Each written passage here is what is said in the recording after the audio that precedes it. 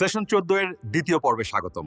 আজকের বিষয় হলো কোয়ান্টাম মার্কেটিং এবং ফিউচার অফ ব্র্যান্ডিং, যেখানে ট্রাস্টই currency. Institute of learning and ডেভেলপমেন্টে আপনাকে স্বাগতম। আপনার দক্ষতার যাত্রাকে ত্বরান্বিত করুন আইএলডির সাথে। নিয়মিত ট্রেনিং পেতে আইএলডির ইউটিউব চ্যানেল সাবস্ক্রাইব করুন, শেয়ার করুন। খুব জনপ্রিয় চ্যানেলের মধ্যে একটা হলো হোয়াটসঅ্যাপ। আপনি হোয়াটসঅ্যাপে এই কাস্টমারদের সাথে কানেক্টেড হতে পারেন এবং নিয়মিত তাদেরকে বিভিন্ন ধরনের ভিডিও, শর্ট এসএমএস অথবা তাদেরকে বিভিন্ন ধরনের আপনার নিউজ লেটার সব কিছুই আপনি পাঠাতে পারেন হোয়াটসঅ্যাপের মাধ্যমে।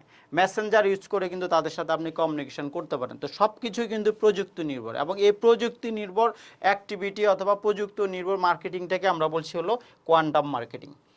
এখন ক্রিয়েটিভিটি এবং নতুন আইডিয়া এই বিষয়ে আমরা আমাদের আগের সেশনে আলোচনা করেছি যে ক্রিয়েটিভিটি কি, আইডিয়া কি, ইনোভেশন কি, এটা নিয়ে আমরা একটা কমপ্লিটলি আলাদা সেশন করব। তারপর আমরা বলছি যে মার্কেটিংয়ে ক্রিয়েটিভিটির গুরুত্ব কী। মার্কেটিং সঠিকভাবে করার জন্য ক্রিয়েটিভ হওয়াটা জরুরি, ক্রিয়েটিভিটিটা জরুরি। কারণ আপনি যদি যত বেশি ক্রিয়েটিভ আইডিয়া অ্যাপ্লাই করবেন আপনার মার্কেটিংটা তত ভালো হবে, আপনার মার্কেটিংয়ের প্রমোশনটা তত ভালো হবে। আপনি যত ক্রিয়েটিভ কন্টেন্ট ডেভেলপ করবেন আপনি তত বেশি কাস্টমারকে আকর্ষণ করতে পারবেন। সেজন্য ক্রিয়েটিভিটির গুরুত্বটা সবচেয়ে বেশি। ক্রিয়েটিভিটির পাশাপাশি যে আইডিয়া জেনারেশন, তাহলে ইনোভেটিভ আইডিয়া জেনারেশনটা খুব গুরুত্বপূর্ণ। আইডিয়া জেনারেশন করতে পারবেন আপনি যখন ভিজুয়ালাইজেশন করতে পারবেন। আপনাকে ডিফারেন্সিয়েটেড থিঙ্কিং করতে হবে, ক্রিয়েটিভ থিঙ্কিং যেটাকে আমরা বলছি। তাহলে নিত্য নতুন আইডিয়া নিয়ে কাজ করা জরুরি, করতে হবে। এবং এটা আসলে কিভাবে করবেন আমরা ক্রিয়েটিভিটি নিয়ে আলাদা সেশন করব, সেখানে বিষয়টি আমরা প্র্যাকটিক্যালি দেখাবো। আর নিউজে আপনার সোশ্যাল মিডিয়া এবং ইউটিউব চ্যানেল, আসলে আপনি সোশ্যাল মিডিয়ার বিভিন্ন মাধ্যম রয়েছে, ইনস্টাগ্রাম রয়েছে, আপনার লিঙ্কডইন, তারপর ফেসবুক, তাই না? তো এই ধরনের চ্যানেলে আপনাকে অ্যাক্টিভ থাকতে হবে। অ্যাট দ্য সেম টাইম ইউটিউবে অবশ্যই আপনার কন্টেন্ট থাকতে হবে, যাতে কাস্টমার আপনার ইউটিউব চ্যানেলে প্রোডাক্টের রিভিউ দেখতে পারে, প্রোডাক্টের কন্টেন্ট দেখতে পারে, প্রমোশনাল অ্যাক্টিভিটি দেখতে পারে, ক্যাম্পেইন দেখতে পারে। সেজন্য আপনাকে ইউটিউবেও কিন্তু অ্যাক্টিভ থাকতে হবে। তো সব কিছুই হচ্ছে আমাদের কোয়ান্টাম মার্কেটিংয়ের গুরুত্বপূর্ণ অংশ। এখন পরিস্থিতির সাথে মানিয়ে চলা, কারণ পরিবর্তন হবেই, আপনার ক্যাম্পেইন পরিবর্তন হবে, ক্রিয়েটিভ আইডিয়া হবে, কন্টেন্টের মধ্যে ভেরিয়েশনস আসবে। তাহলে মার্কেটারদের পরিস্থিতির সাথে সাথে পরিবর্তনের সাথে মানিয়ে চলতে হবে। আর মার্কেট যত চেঞ্জ হবে আপনাকেও কিন্তু মার্কেটের সাথে চেঞ্জ হতে হবে। মার্কেট ডেভেলপমেন্ট হবে, আপনাকে নিজেকে ডেভেলপ করে নিতে হবে, আপনার পলিসি ডেভেলপমেন্ট করতে হবে। সো এই কাজটা করতে আপনাকে আসলে খুব প্রোঅ্যাক্টিভ হতে হবে। আপনাকে খুব প্রোঅ্যাক্টিভ হতে হবে, সামটাইমস আপনাকে অ্যাগ্রেসিভ হতে হবে, কারণ তাহলে আপনি মার্কেটের সাথে চলতে পারবেন। মার্কেট যেহেতু ডাইনামিক, সো আপনাকেও কিন্তু ডাইনামিক অ্যাপ্রোচে কিন্তু আপনাকে কাজটা করতে হবে। কাজের মধ্যে অবশ্যই আমাদের গতিশীলতা লাগবে। এখন সব কিছুর মূল কেন্দ্র হলো কাস্টমার, সো যেটাকে আমরা বলি কাস্টমার সেন্ট্রিক অ্যাক্টিভিটি। তাহলে আমরা যা করব, আমার প্রোডাক্টের জন্য সুনির্দিষ্ট কাস্টমার আলাদা, আমার সার্ভিসের জন্য সুনির্দিষ্ট কাস্টমার আলাদা। সো আমার প্রোডাক্টের জন্য সুনির্দিষ্ট কাস্টমারের উপর আমি মূল ফোকাসটা করব, তাদের উপরে কিন্তু আমার ফোকাসটা। সেজন্য কাস্টমারদের ফোকাস করলে ফার্স্ট আইডেন্টিফাই করে কাস্টমার প্রবলেম। কারণ কাস্টমার প্রবলেম কাস্টমারদের কাছে আছে, তো সেই প্রবলেম সলভ করার জন্যই তো আপনি প্রোডাক্ট অফার করছেন অথবা সার্ভিস। তাহলে কাস্টমারের সমস্যা সমাধান করার জন্য কিন্তু আপনাকে প্রোডাক্ট ডেভেলপমেন্ট করতে হবে অথবা সার্ভিস ডেভেলপমেন্ট করতে হবে। দ্যাট মিনস কাস্টমারের বিভিন্ন ধরনের নিড আছে, তাহলে কাস্টমারের নিড ফুলফিল করার জন্য আপনি প্রোডাক্ট ডেভেলপ করবেন অথবা সার্ভিস ডেভেলপ করবেন। ওকে, কাস্টমারের প্রবলেম সলভ করার জন্য আপনার প্রোডাক্ট লাগবে অথবা কাস্টমার প্রবলেম সলভ করার জন্য আপনার সার্ভিস লাগবে। তো দ্যাটস ওয়াই আপনি যখন কাস্টমারের ফোকাস করবেন, কাস্টমারের নিডের উপর ফোকাস করবেন, কাস্টমারের প্রবলেমের উপর আপনাকে ফোকাস করতে হবে যে কীভাবে কাস্টমারের প্রবলেমটা সলভ করা যায় অথবা কীভাবে কাস্টমারের নিড পূরণ করা যায়।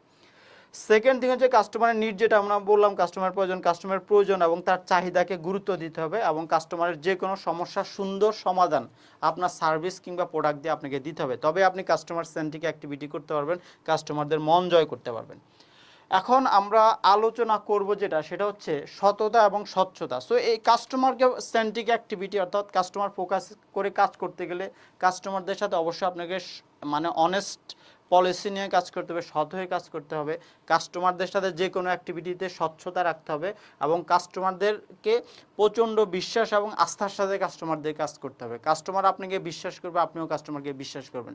তো ফার্স্ট আগে অ্যাজ এ বিজনেসম্যান হিসেবে আপনাকে বিশ্বাসযোগ্য হতে হবে। আপনি যদি অনেস্ট বিশ্বাসযোগ্য হন, এই মেসেজটা কিন্তু কাস্টমারের মনে একটা পজিটিভ ইমেজ তৈরি করবে। সেই কারণে কাস্টমারও আপনাকে বিশ্বাস করবে, আপনার উপর নির্ভরশীলতা থাকবে এবং আপনার উপর আস্থা রেখে কিন্তু কাস্টমার আপনার প্রোডাক্ট কিংবা সার্ভিসটা কিনবে। এখন বিজনেসম্যান হিসেবে আপনার দায়িত্বশীলতা এবং নৈতিকতা, সো দায়িত্ব হচ্ছে মার্কেটারদের দায়িত্ব পালন করতে হবে, অর্থাৎ ইথিক্স মেনে, আনইথিক্যাল অ্যাপ্রোচে, আনইথিক্যাল অফারে, আনইথিক্যাল ক্যাম্পেইন ইভেন্ট করে আপনি আপনি প্রোডাক্ট সার্ভিস বিক্রি করবেন, তাহলে আপনি সেটা লং টার্মে বিক্রি করতে পারবেন না।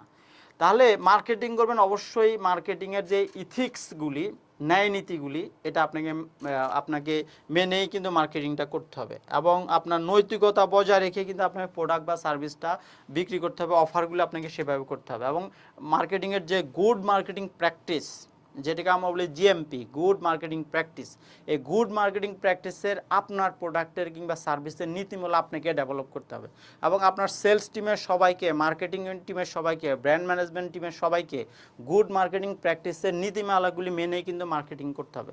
তবে কিন্তু আপনি লং টার্মে অবশ্যই আপনি সাকসেস এনশিওর করতে পারবেন, লং টার্ম রিলেশনশিপটা ধরে রাখতে পারবেন। এখন ভিশনারি হওয়ার গুরুত্ব, অর্থাৎ আপনি অ্যাজ এ বিজনেসম্যান, সো আপনি কিন্তু ভিশনারি হওয়াটা জরুরি, স্বপ্নবাজ হওয়ার গুরুত্ব। তো মার্কেটারদের তো আসলে স্বপ্নবাজ, ভিশনারি হইতে হবে, তাই না? কারণ আপনি একই অ্যাপ্রোচ নিয়ে, একই ধ্যান ধারণা নিয়ে বসে থাকলে হবে না, সেই জন্য আপনার ভিশনারি হইতে হবে। সো মার্কেটিংয়ের শক্তি দিয়ে আমাদেরকে আসলে অনেক কিছু পরিবর্তন করতে হবে, সেটাও আমাদের উদ্দেশ্য হওয়া উচিত। আমাদের প্রোডাক্ট সার্ভিস দিয়ে পরিবর্তন করতে হবে, এবং মার্কেটিংয়ের মাধ্যমে আসলে আমাদের অনেক বেশি অ্যাওয়ারনেস তৈরি করতে হবে, তাই না?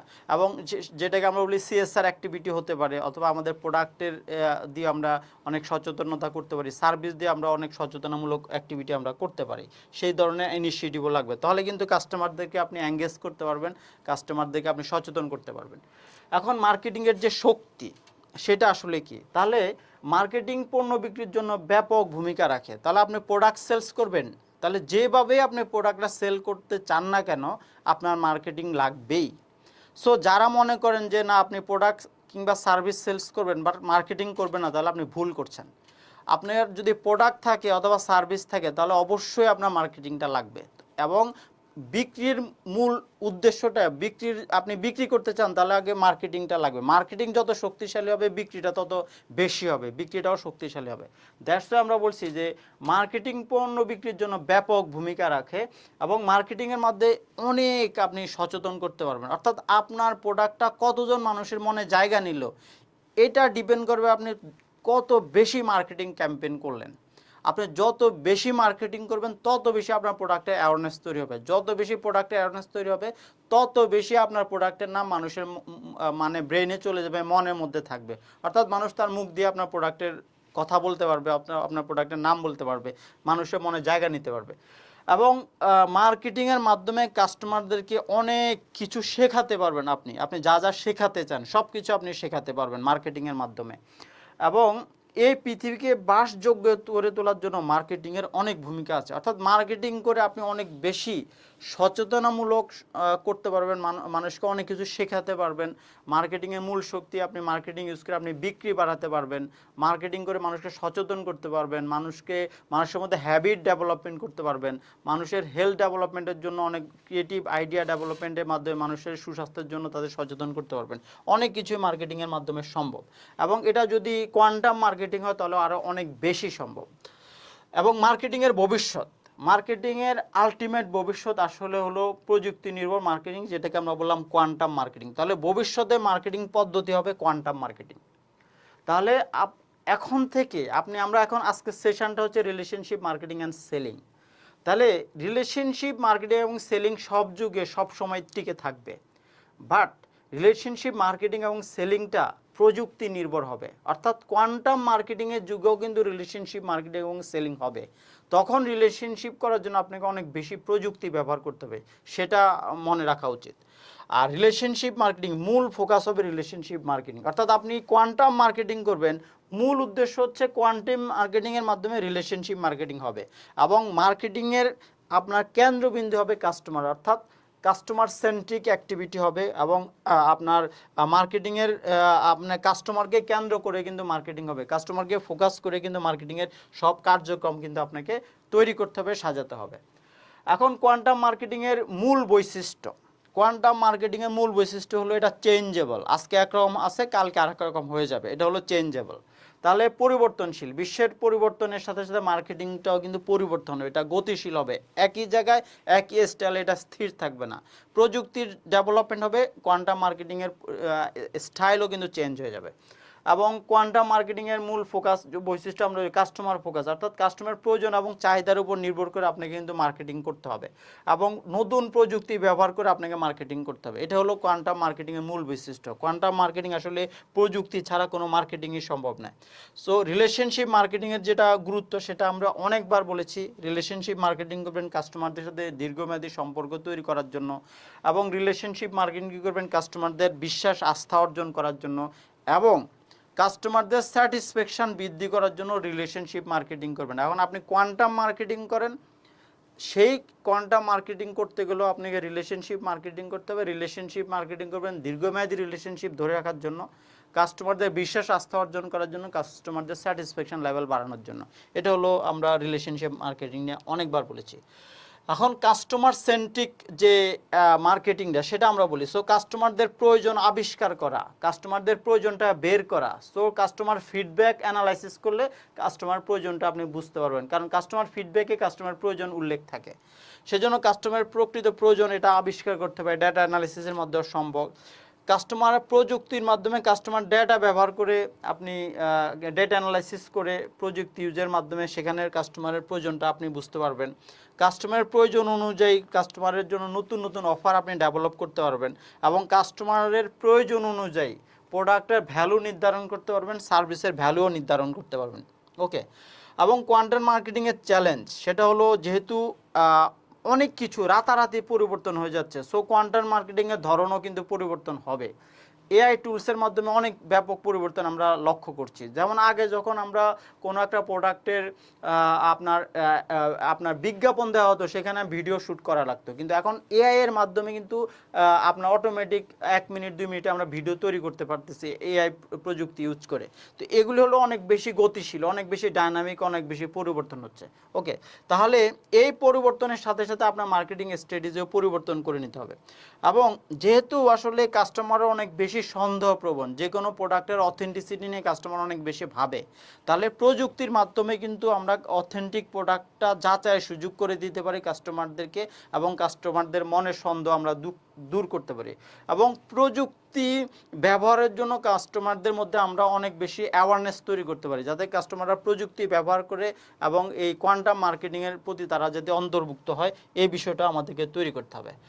এখন কোয়ান্টাম মার্কেটিংয়ের যে ভবিষ্যৎটা অবশ্যই গতিশীল, বাট কোয়ান্টাম মার্কেটিংয়ের ভবিষ্যৎ যদি সেটা অবশ্যই কাস্টমার সেন্ট্রিক, অর্থাৎ কাস্টমারকে কেন্দ্র করে কিন্তু প্রযুক্তি নির্ভর মার্কেটিংটা হবে। সেখানেও রিলেশনশিপ মার্কেটিংয়ে থাকবে, প্রযুক্তির অনেক ব্যবহার বাড়বে, এবং নতুন নতুন আমরা কনসেপ্ট, নতুন নতুন আইডিয়া আমরা দেখতে পাবো কোয়ান্টাম মার্কেটিংয়ের ক্ষেত্রে, সেটাও আমরা ভবিষ্যতে আমাদের কাছে কিন্তু দৃশ্যমান হবে। তো আজকের সেশনে আমরা আসলে কোয়ান্টাম মার্কেটিং নিয়ে আমরা ভবিষ্যতে নিয়ে আরও ডিটেলস সেশন করব, তো আশা করি অবশ্যই আপনারা দেখবেন। তো রিলেশনশিপ মার্কেটিং এবং সেলিংয়ের এই সেশনে আমরা কোয়ান্টাম মার্কেটিং নিয়ে কিছু ধারণা দেওয়ার চেষ্টা করলাম। আপনি কোয়ান্টাম মার্কেটিং করলেও কোয়ান্টাম মার্কেটিং মূল অবজেক্টিভ হচ্ছে রিলেশনশিপ মার্কেটিং করা, দীর্ঘমেয়াদী সম্পর্ক তৈরি করা, বিশ্বাস আস্থা অর্জন করা, কাস্টমার স্যাটিসফ্যাকশন বাড়ানো। কাস্টমার স্যাটিসফ্যাকশন বাড়লে লয়াল কাস্টমার তৈরি হয়, লয়াল কাস্টমার অবশ্যই আপনার বিজনেসের গ্রোথ ডেভেলপমেন্ট নিশ্চিত করার জন্য অনেক অনেক বেশি অবদান রাখে। তো আশা করি আমাদের পরবর্তী সেশনটা আপনারা সবাই দেখবেন। আপনাদের সবার জন্য শুভকামনা। আসসালামু আলাইকুম। ইনস্টিটিউট অফ লার্নিং অ্যান্ড ডেভেলপমেন্টে আপনাকে স্বাগতম। দক্ষতার যাত্রাকে ত্বরান্বিত করতে এবং নিয়মিত ট্রেনিং রিসোর্স পেতে আইএলডির ইউটিউব চ্যানেলটি সাবস্ক্রাইব করে রাখুন। এই ভিডিওটি